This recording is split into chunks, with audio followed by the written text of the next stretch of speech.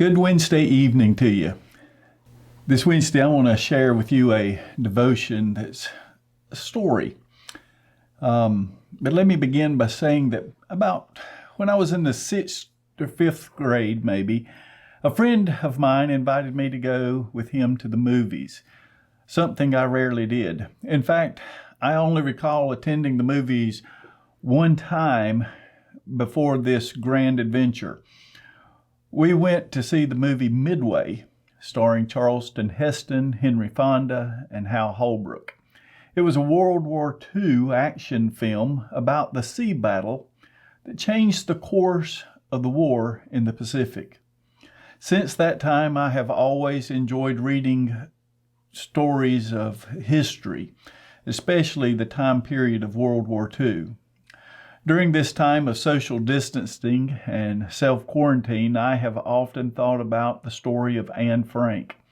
As you may remember, Anne was a Jewish girl and lived in Amsterdam during the time of the Nazi Germany that they occupied the Netherlands. Anne and her family hid in an attic space for 25 months before they were discovered, arrested, and taken to Bergen-Belsen concentration camp, where she died. 25 months, closed in a very small living space. Rarely ever was she even given the opportunity to look outside a window, and never an opportunity to go outside for a walk. She endured over 2 years confined, and some of us have struggled with a month. And most of us, even during that time, have been out several times to the grocery store or at least getting in our car for some cabin fever relief. We likely, have heard of Anne Frank. Some of you may have read her diary that preserved her memory. However, most of us have likely never heard the story of Pierre Bergh. Pierre was part of the French resistance during World War II. Captured by the Germans and convicted as a political prisoner, he eventually was sent to the infamous Auschwitz concentration camp in occupied Poland. There he avoided selection, which means he did not immediately go to the gas chamber. Instead, he was placed on a work detail. One day, he, along with other prisoners, were sent out to unload steel rails to be used for laying new train tracks. Exhausted, Pierre asked to go to the latrine. On his way back, he walked past an open door to a warehouse. In order to escape the cold for just a few minutes, he went inside. Finding the warehouse empty, he sat down, placing his back against a space on the wall. A minute turned into hours as he fell asleep. When he was discovered, he was promptly turned in, beaten severely, and a report was filed. He knew his end had come. Before morning, he made his way to the camp hospital. This was not much of a hospital, considering the only supplies the medical staff had available were aspirin and charcoal, which was used to treat diarrhea. However, during this brief stay in the hospital, his barracks caught fire and burned to the ground.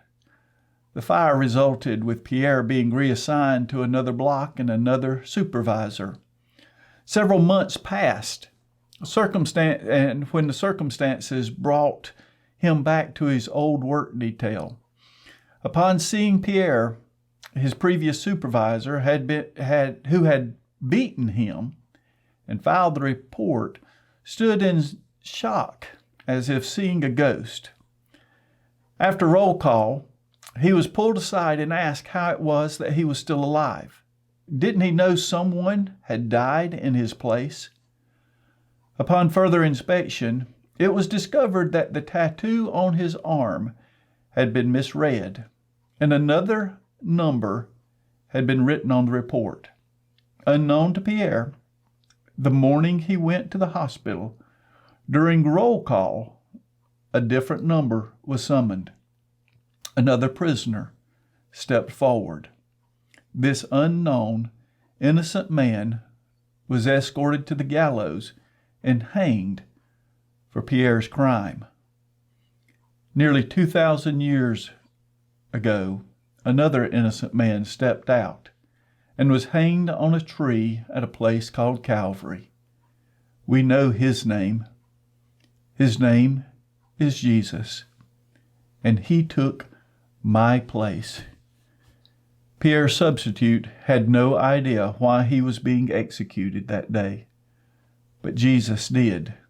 Jesus was fulfilling his Father's will by willingly laying down his life for the sins of the world. The man who took Pierre's place had no one to whom he could appeal this wrongdoing, whereas Jesus could have called out the armies of heaven. But instead, he was led as a lamb to the slaughter, and as a sheep before its shearers is silent, so he opened not his mouth. That comes from Isaiah 53:7. He could have brought judgment, not only upon his accusers, but also upon the whole world right then and there. But instead, he chose to die in my place. We're not far beyond Easter. Have we considered that we live today because someone died in our place? His name is Jesus, and we owe everything to him. I hope you have a blessed Wednesday, and I look forward to being with you again on Sunday. God's blessings to you.